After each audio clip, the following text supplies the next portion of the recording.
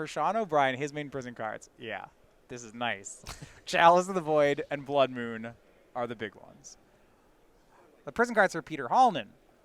He has this Energy Field, Rest in Peace, 4 of each in the deck. So how that works, Energy Field is you can't take damage. When a card is put into your graveyard from anywhere, sacrifice Energy Field. But that can't happen. Right. No graveyards. And I don't think, actually, the mono-red deck, once those two are assembled, I don't think it can beat it. Red, not great at answering enchantments. In Legacy, Chaos Warp tends to be your card. That one not available in the 75 here. So he's just out if Peter can put those pieces together. Yep.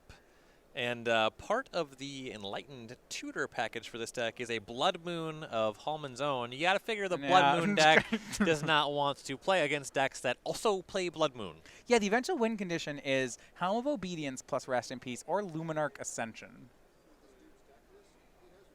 Sean starts with Chrome Mox. Does that resolve? It does. How's that Chrome Mox imprinting Simian Spirit Guide? Fancy. You know, you could have just used the Spirit Guide. You didn't have to do that. This seems somehow better. Basic Mountain. You can see a Chalice on 1. Looks like we will. Chalice of the Void on 1 for Sean O'Brien. That turns off, well, not actually a medium amount of things. It turns off Enlightened Tutor, Ponder, Though Brainstorm. The really important spells tend to cost 2 or more in the deck. Yeah, I mean, if Peter just draws the combo pieces, it won't matter. And so just have it. That's the trick. Flooded Strand for Hollman. I would expect to see a basic Plains coming off this one. And you'd be right. He's got it on his radar that Blood Moon might be showing up. Wants to just get basic lands.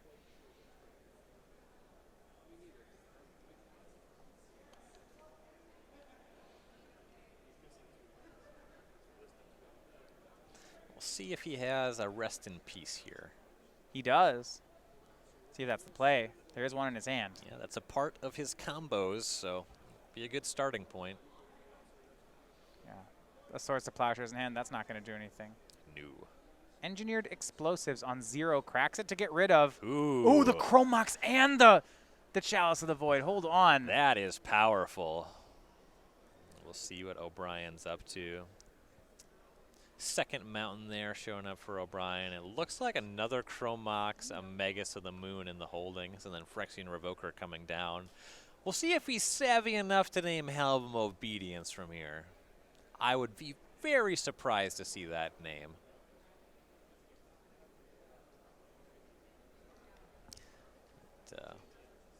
Jace the Mind Sculptor, the name. Well, that is both in Peter's deck and in Peter's hand, so a strong play there from Sean. Rest in Peace will be Peter Hollman's. Exiles both graveyards. And with Jace being in the deck, it's probably just a better name than Helm, actually, because if you name Helm, and you can just Jace and bounce your Revoker. This way, you can't use the Jace to dig for more combo pieces. And here is that second Chrome Mox, exiling Blood Moon to cast Magus of the Moon. All right, so in response, Peter's going to go ahead and sacrifice that Flooded Strand. He has 8 basic lands in his deck. Yes. So 8 basic lands, 7 fetch lands, only 3 non-basics in the whole deck. This is not a deck that is at all soft to Blood Moon. These players are actually playing the same number of basic lands. Yeah. Sean's are already mountains, so right. You know. No need there. And this is it. Obrien is empty. He has 2 power creatures. Does he have 4 turns to execute? Though Hollman's been hanging on to a Swords to Plowshares, and the Chalice is no longer on the battlefield, so he'll be able to use that. Yeah, he can Swords away the Revoker, but instead he'll just cast Supreme Verdict. That's easy mode. Yeah.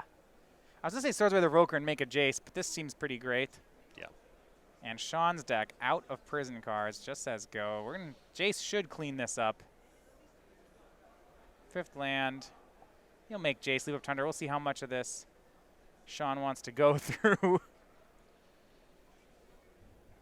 Both of these decks trying to stop the opponent's ability to play Magic, and then what it boils down to is one's a red deck and one's a blue deck.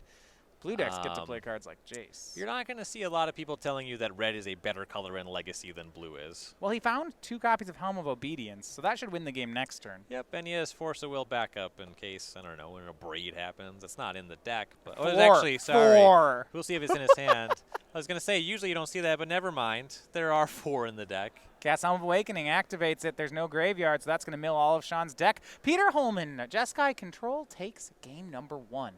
Ryan, the way these prison decks match up against each other, I don't like where it is on the red side. I like the good color combination prison deck. All right, we're going to look at their sideboards, and Sean's going to have to adapt. We'll do that in just a minute.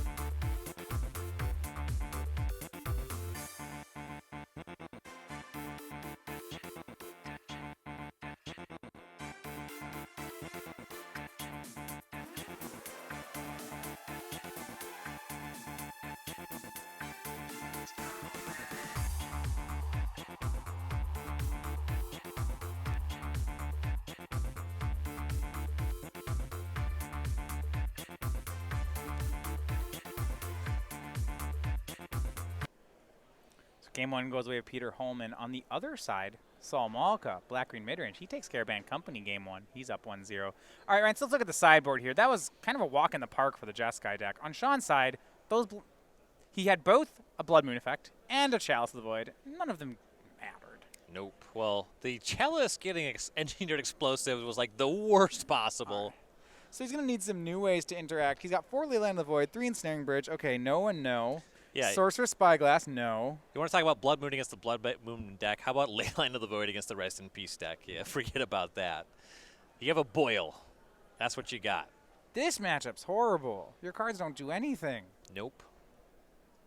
Yeah. You can execute all your prison elements, and he's just going to not even care. How'd your match go? Well, I got to do everything I wanted to do and that my deck does, and I lost by a lot. Well, Sean actually has a lot of creature threats. So just, mashing Hanvir Garrison, Prophetic Flame Speaker, Pia Kiron, Koth. I guess that could work. Mm-hmm. And you kind of want to protect the Chalice of the Void for as much as it doesn't line up against the actual win conditions in Hollman's deck. It's actually one of the most important cards to turn off Swords to Plowshares to make sure that these threats can come across. At that point, though, you have to be worried about getting hit by Supreme Verdict, and Jace can break up some of your Mopier draws as well. Peter's side, he has 3 Monastery Mentor, 2 Meddling Mage, 2 Swords to Plowshares, 2 Pyroblast. I can't assume he wants Pyroblast. 2 Mind Break Trap, a Seal of Cleansing, an Energy Flux, an Arcane Laboratory, and a Damping Sphere. I'm going to say Look at it doing something that though, this Damping Sphere does nothing. That's going to be my baseline assumption. I'm not sure all the matches that you bring in Monastery Mentor in Legacy. It's so good at closing. There's a lot of creatures on the other side of the battlefield, so making a bunch of tokens is not wholly unreasonable. For the most part, though, Hollman could probably just pre-present his Game 1 deck. So Seal of Cleansing, I think, is a meaningful upgrade. Yeah, I don't actually like Monastery Mentor here because the win conditions Peter has, namely Rest in Peace plus Energy Field, it's pretty good here. I'm not sure I'm looking for a different way to win the game. Yeah, that stuff is all strong, and no arguments there. And you don't want to be doing anything like boarding out Force of Will in this matchup. You want to make sure to counter those chalices when they are good. That Blood Moon in the main deck, you better believe that one's coming out. Yeah, I don't want that here. That's You don't want Blood Moon against the... No. Well, you see, O'Brien's only playing 8 basic lands.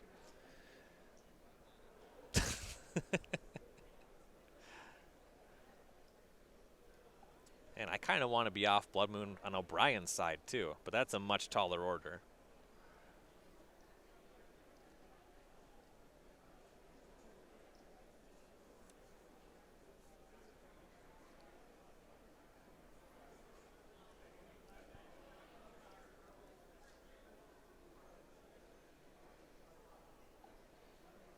See which I am looking forward to some of these threats out of Sean's deck. Because Peter has cards like Rest in Peace, which until it's winning does nothing. He can be slow. He can have a lot of air. Yeah, and then we might get to see Prophetic Flame Speaker in action. This is one of those cards that actually got a lot of hype when, it's had a Journey into Nyx or Born of the Gods, so one of the second sets in Theros. And initially everybody thought, wow, this card, you get to draw 2 extra cards, and then it proceeded to see almost no play in any format and not really amount to anything. So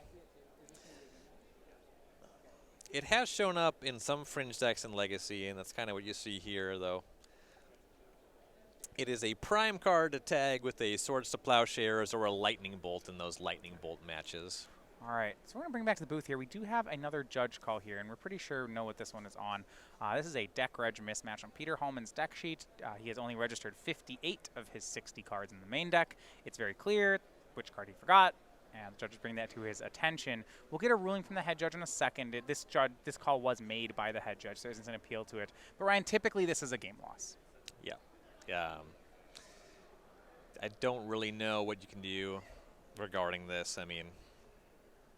Yeah, I've had this penalty happen to me before. It's been a game loss every time. Some of these deck reg things, they're in a position now where things can be downgraded. I don't really know if that's what you're going to see here. Yeah, that I don't know the exact leeway of it. I don't judge, so. Yeah, so we'll get the ruling here, but I would expect to see that as a penalty in this situation. Mm-hmm. Sometimes I think spelling errors, or it used to be if any card, let's say you put. I guess a card that could be that starts the name of 2 different cards. Maybe you registered a Borborygmos in your I was trying to deck. Right.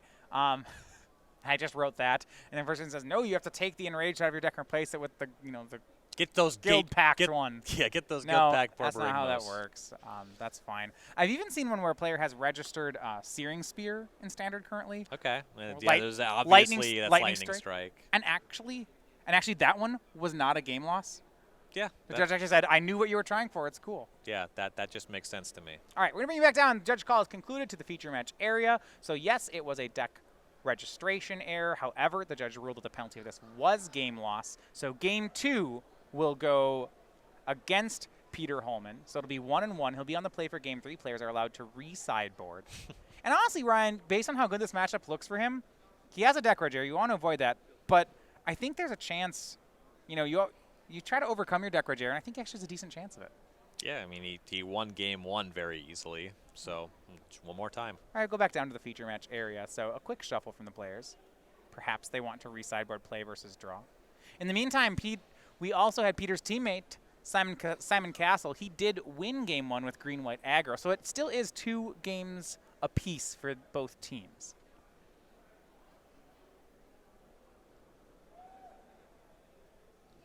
It's a feel-bad and team event to pick up the game loss, but Peter is fortunate enough he's in a position where he has the opportunity to overcome it. Yes. It doesn't matter whether you... Actually, like in team events, it doesn't matter whether you win 2-0 or 2-1. It doesn't even matter if you drop a match, as long as your teammates win. Right. It's just 1-0 is the entire scorecard. Mm-hmm. Either you did or you didn't.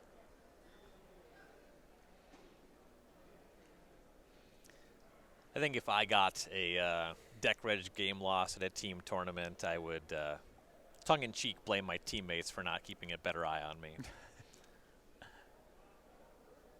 So there's 2 of you and there's only 1 of me.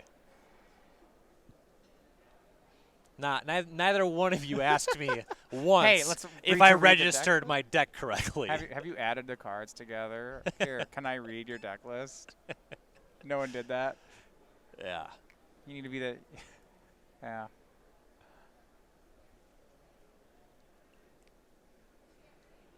So game 3. This means Peter will be on the play, whereas before Sean was on the play. Right. And that can make a difference with regard to casting a turn 1 Ponder in the face of potential Chalice of the Voids. Yeah, well, normally against the Prison deck, you really want to be on the play, because if they make something like Chalice on 1 or Blood Moon, you need to Force of Will it. Mm-hmm. But in this matchup, I'm actually just not worried about those things from Peter's side. There's no turn 1 play from Sean that I'm so scared of that I feel like I have to have Force of Will. Yeah, a nice setup, too, is that when you're on the play, if nothing meaningful happens on turn 1, then your Jeskai deck, you start having access to Counterspell on the following turns. 2 copies of Counterspell on the main deck here. Well, both players on a mulligan to 6. I like the Ponder Brainstorm deck in the Mulligan Mirror. Yeah, I mean, Sean's deck is trying to power out 1 or maybe 2 things. And as long as his 6 cards does that, I actually like, you know, he basically doesn't care about the mulligan. So he can have a very reasonable 6. Just the more turns any of these games go, the more Magic that's played, the worse things get for Sean. His cards are just not good. That's certainly true, though. In this matchup in particular, where even his Haymakers can line up very poorly, yeah, I would rather had just... if I could have 7, I don't know. Mulliganing seems so rough. Yeah, I mean, he has 8 Blood Moons in the main, and he just can't... They're horrible against the deck, and he doesn't even have other cards to board in for them. Right. He's gonna have dead cards in his deck post sideboard. Mm-hmm. Yeah, it's not pretty.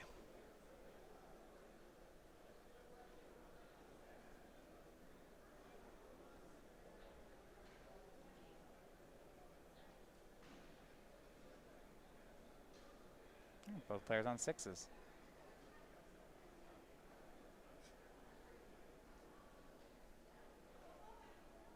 Both players scrying here, top and bottom. And looks like Force of Will in the opener for Peter. And we are ready to go. Starts off on a Ponder, does Peter. Off Tundra. Force of Will in the opening hand, usually a pretty good feeling against a deck like Mono Red Prison. Swords to Plowshares, Island, and Rest in Peace. This is an interesting one. He looks like he will take the Island, so he makes sure he has a basic. Keeps them on top. He doesn't actually have any that was his first basic. His hand had 2 lands in it, but they're both non-basics. See if he's going to have to use that Force of Will. What's the turn 1 play you're always looking for out of the Mono Red deck? Ancient Tomb, Thorn of Amethyst. That one I wouldn't mind letting go. So non-creature spells cost 1 more. That's fine. Land, go.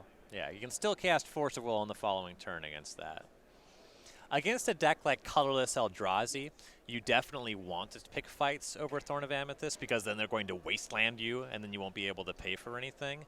But against a deck like Mono Red Prison, the Thorn, it actually slows Obrien down with some of his spells a little bit. And because there's no additional pressure and Hollman's going to have some time to set up, you don't really care too much about the Thorn.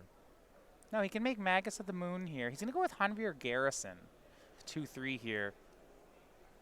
I like the play. It applies more pressure. And in game 1, we saw so many basic lands for Hollman. Hollman was actually really punished on his Ponder there. He had a Swords to Plowshares that it was his 3rd card down off the Ponder. Yeah, he drew Rest in Peace first. He would have liked to have just cast it on turn 2. It would be a better use of his mana, but the way it played out here, not great. Well, he'll spend the mana here. And the net result means Rest in Peace isn't in play when it could be. Yes. Kind of an unfortunate thing, the way the game is shaping up. Hollman does have a Supreme Verdict in hand, but with that Thorn on the battlefield and Hollman Yeah. not guaranteed to hit a 4th land drop, you can't really wait on that. And here's Magus of the Moon for Sean. Can change all his lands into mountains, so can keep it around. And a draw from Peter. He doesn't have plays. He drew another Supreme Verdict, so he just has the island and now 2 mountains. He can't play. And we'll see if we get to see one of my favorite games from circa 2009-10 Legacy, the game where you cast Magus of the Moon and just attack 10 times. So, Ryan, I'm actually a bit confused. So Peter didn't force a will to Magus the Moon, but it felt like he almost needed to, even based on the rest of his hand. Draws a plains, he just gets to the Attention Spirit. You're right, Yeah. it is troubling, but you have a lot of time to draw out of this card. He has 3 basic planes, and if he had one in his hand, I would have ignored it, but he didn't. With the island, it makes it so Ponder is still a good draw from here. And Brainstorm is actually kind of bad now that you can't crack fetch lands. He's not going to have too much time. Sean has follow-up threats. He's right now deciding between Hanrir Garrison and Pia and Kieran Nalaar. I think either will get a Force of Will. Yeah, both of those are troubling. Yeah, here's the Garrison. Yeah, Peter's going to force. He pitches one of his 2 copies of Supreme Verdict, paying for Thorn of Amethyst. Yeah, those verdicts will require 2 planes, so reasonable card to pitch. Polluted Delta from Peter, but that's just another mountain. And yeah, we didn't think the Blood Moon effects would be very good. They're working out here, though. Here's the Magus swinging again, Peter to 16. Yeah, even in the matchups where they're not particularly good, as long as your opponent's playing multiple colors, they can just draw a lot of non-basic lands. 3rd Garrison and PN Kieran are the options for Sean. He'll just make a 3rd Hanrir Garrison, and this one might work. He says go. And that won't take too long to clean up. It's 6 damage next turn, 8 the turn after, so I guess it's 1 shy of being a 2-turn clock.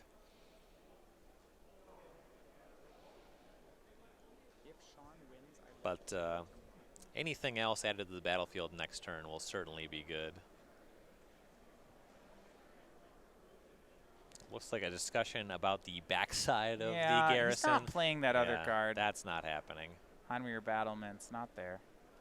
Interestingly, because it's named Hanrir Battlements, you can still fuse it under a Blood Moon because it still has its name. I think. I shouldn't even say, is that not true? Am I making stuff the up? ability to fuse is on the battlements. Oh. So No, okay, so then it isn't. Fine. Yeah, I mean, I like. It is still named Hanrir Battlements. I like where your head's at. Oh, lame. Well, I tried. It still's called that. It just doesn't do anything. Garrison, every time it attacks, brings 2 more humans with it. I always like the kind of threats that you see these mono red prison decks pick. There's, what's the most damaged 3-mana card I can find? For a while, they played the 1/5 werewolf that transformed into a 5/5. Hanrir Garrison is actually a card that I find very endearing. It saw very little play in the standard format it was in. There was a red-white humans deck that was pretty good. It's at a power level that's generally a bit lower than Goblin Rabblemaster, and there's a few other red 3-drops that are more intriguing, but in a medium power level cube, it's a really fun card. Well, what I think he's playing Legacy is that because there's so little creature interaction in some matchups, if you just want straight up which red 3-drop can deal damage the fastest, this might be it. Does it, it can close all the way on its own. We'll see right now he's going to cast a Simian Spirit Guide to join the team to up the clock. It looks like Sean's going to win, so I'd like to. And we're going back to Hollman, just still not able to produce anything of value. He's found another Force of Will. And Sean's actually being pretty smart here. He did not cast Pia and Kieran Nalaar. He made just in case there was some sort of sweeper. He was holding back that next threat. It wouldn't be out of the question that Hollman had Kozilek's return. Exactly. And so Sean Obrien wins 2-1. And at the same time, it looks like Modern Game 2 ends here, but that one goes for Michael Ardoin. So we still have a match. Saul Malka and Michael Ardoin are going to be getting ready for Game 3. So one match is already done. Legacy's in the books. Sean O'Brien wins. We'll be back with the conclusion of the round in just a minute.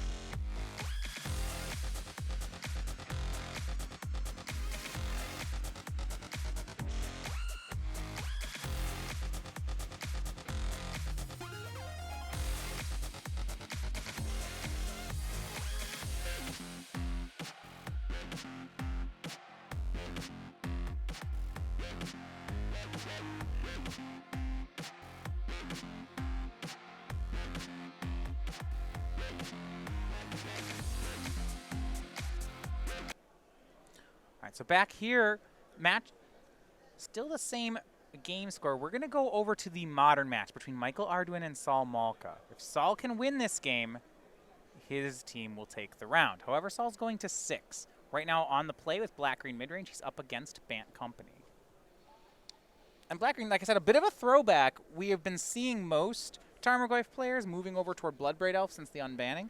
Not on Saul's side. So what that gives him is he still has, it looks like, you know, the Mishra's Bauble, 1 Traverse going on his side.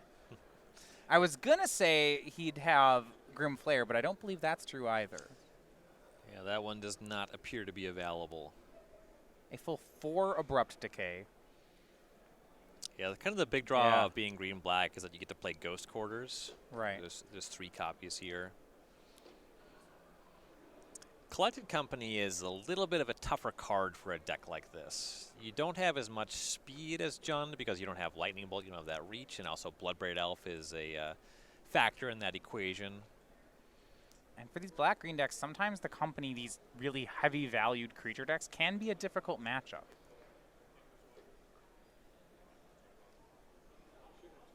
There's a lot of pressure to have a ton of removal, which Saul has some.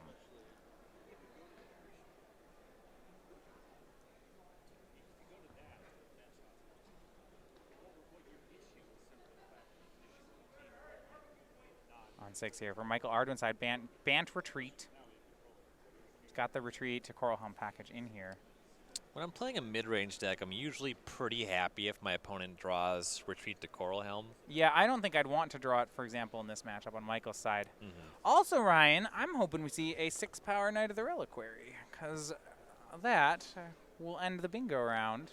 Yeah, that would be a nice We are one. live right now for that. This game is likely to take some time as well, so it would not be the most surprising resolution. I mean, it might die right away because we're playing black-green, but it'll be there. It's fine, yeah. All it has to do is have lived.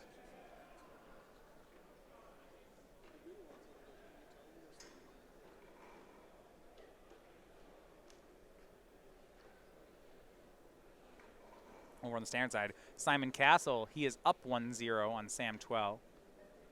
But they need a win from Michael for that match to matter. Right.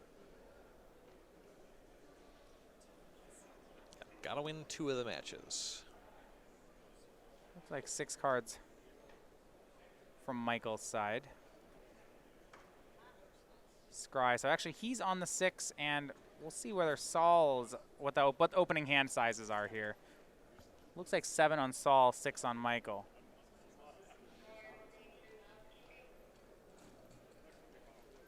Yeah, Mishra's Bauble from Saul. You always hate mulliganing against a black-green deck. It's just to feel bad. They're going to take all your cards anyway.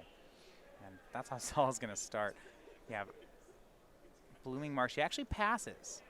Looks like he did have Inquisition of Kozilek, but not really wanting to fire it off yet. So scan for maybe something like Fatal Push. Yeah. Plan seems to be, well, that's what I thought. But there's not one there. But I don't see a Fatal Push in the hand. I think that it's discard a bunch of lands and Kalidas. So is this the kind of thing where because Saul doesn't have a 2-drop, he might as well wait until turn 2? There's no 1-mana card that he's terribly concerned about? It's not unreasonable. Yeah, the mana creature, they're out in abundance in decks like this. You don't super care about hitting that. And draws a second Inquisition of Kozilek. So now he'll fire 1 off, see if he needs to fetch for the other. Tireless Tracker, Courser of Crewfix, Path to Exile 2 lands. If he has another black mana source, Ryan, I would not mind taking both creatures. Yes. Takes 1. We'll see if he can get the other. And maybe you don't care about the mana creature because on the black-green side, you usually don't spend your removal on the mana creature anyway. Right. That's the threat you ignore. And here's another Inquisition. Takes Tracker, takes Courser. Leaves a Path to Exile and 2 lands. Just fine on for Saul. Go over to Michael. He'll need to find another threat. Lands Horizon Canopy. He'll cast this Voice of Resurgency Found, though. That'll do just fine. Attacks in for 1 with Noble Hierarch. That is a reasonable pickup, though. Saul didn't have a removal spell at the ready anyway. Yeah, and also of note, he has that Kalitas you talked about. So if he can get that in play plus a removal spell, Voice of Resurgence won't actually matter much. It'll just play out like a 2/2. Michael does still have Path to Exile. Okay, so he has the Kalitas covered up for now. Right. Things are looking pretty good for Michael. Voice swings in for 3, Saul to 16. Have to agree, things are good for Michael, but the clock is slow. We'll see what can happen. Collective Brutality picked up. And Saul knows about Path. Yeah, that can deal with the Path. So maybe Brutality first to take care of the Path and then make Kalitas? Yeah, there's a lot of lands, so escalating is pretty easy. You can take care of the Noble Hierarch as well. Yeah, and that's what he'll do. Collective Brutality, -2 to the Noble Hierarch, and take an instant from Michael's hand. And he will actually Path his own Noble Hierarch. Which, that makes sense. If you're going to lose them both anyway. Yeah, if this blanks the Brutality, this is just the play. He'll get a land. I would be surprised if we see any legal targets then in Michael's hand. Yeah. Oh, here's my collecting company. Yeah. Yeah. Like, why'd you? I messed up. I really wanted that mana. But yeah, it's going to miss. Michael cracks Horizon Canopy. He still has the board, but his clock very slow here. As you see, Voice of Resurgence is just going to chip in for 2 more. Saul down to 14.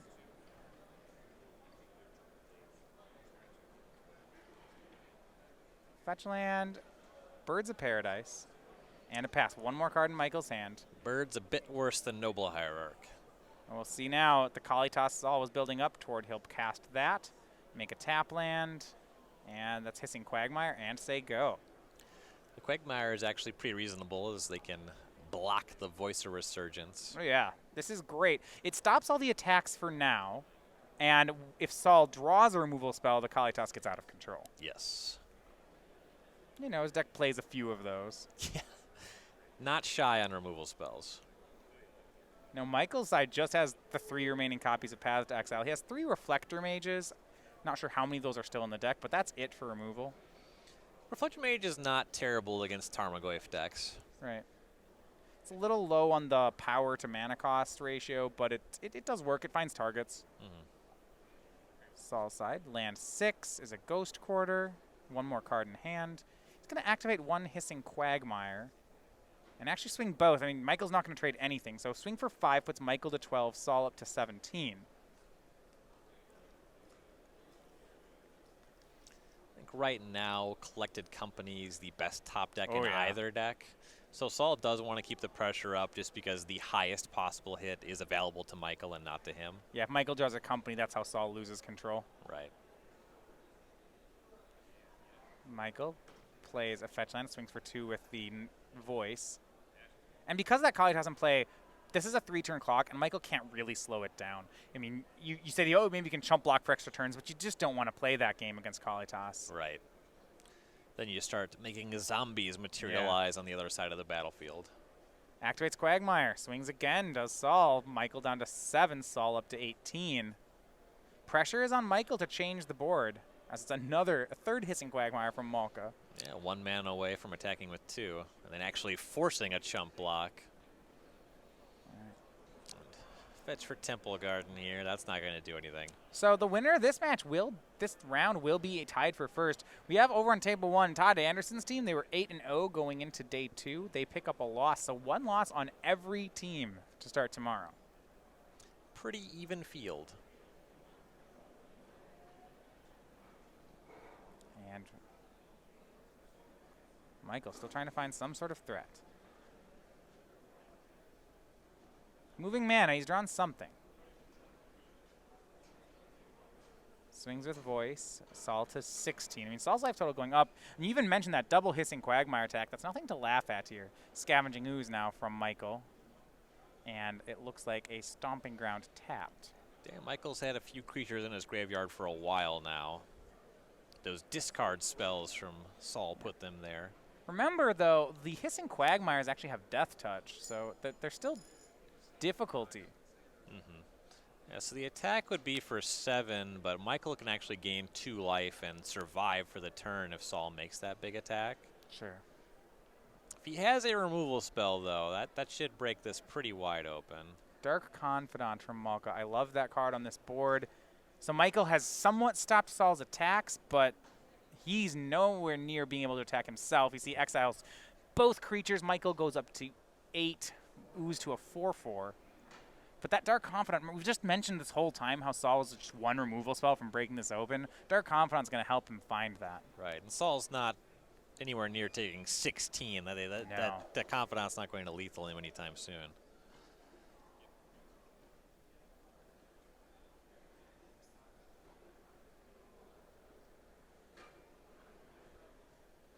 Here is Thrun the Last Troll from Michael.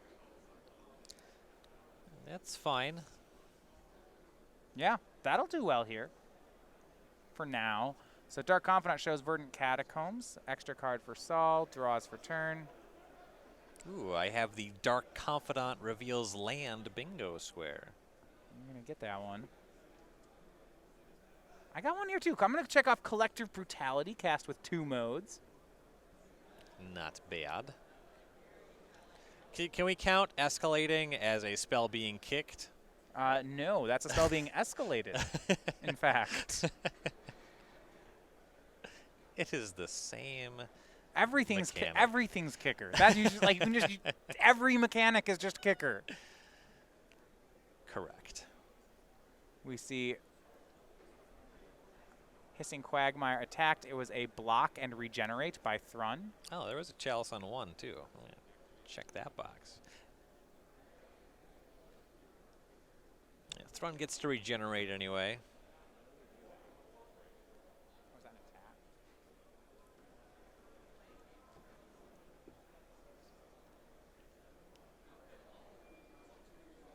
Back over to Saul. Dark Confidant flips. That's going to show Tireless Tracker. Saul down to 12. Another card. He still hasn't found another removal spell, Ryan. Yeah, he's trying a lot of cards, but it's all creatures. Well, Tireless Tracker helps to draw out. Here we go. Here's Tireless Tracker. One of the better cards in these kind of mid-rangey mirrors. Land and Clue. I mean, Saul's just drawing so many extra cards here. Yeah, Dark Confidant plus Tractor active. Yeah, that's not... Yeah, so 2, 3 cards a turn most likely. It's possible that he has even more than that.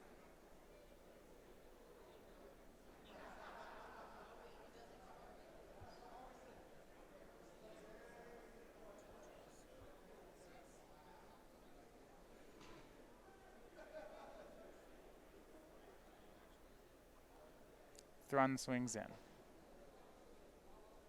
Another Hissing Quagmire activated. And block and regen. You spend the mana to crack a clue. Yeah, Saul a little concerned about his closing speed. He does have that active Dark Confidant, so you want to soak up some of this damage. Yeah, you've seen him chump block away now 2 Hissing Quagmires. Won't be long before the Tireless Tracker is able to just jump in front of the Thrun and be fine. Another Voice of Resurgence on Michael's side, however. And this is kind of crazy. Saul's just waiting for a kill spell. And Damnation.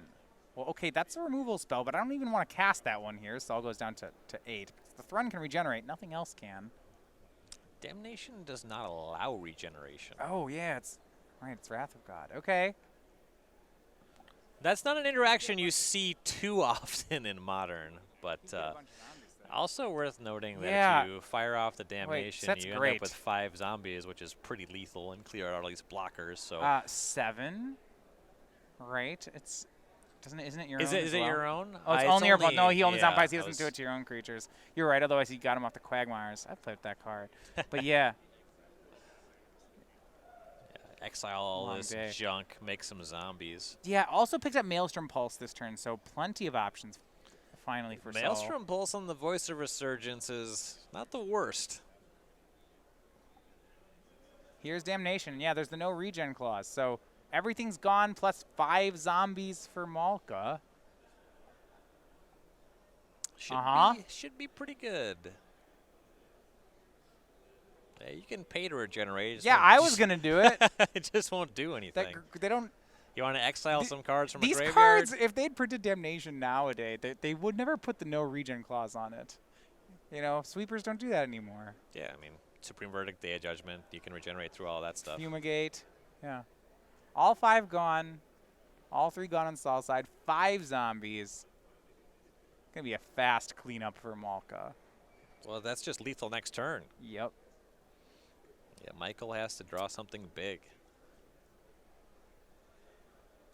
Almost needs to be running collected companies into the perfects. And post-combat makes a Scavenging Ooze, leaving up double green. Back over to Michael. 1 draw, picks it up. Birds of Paradise. Perhaps to block, he needs 3 blockers.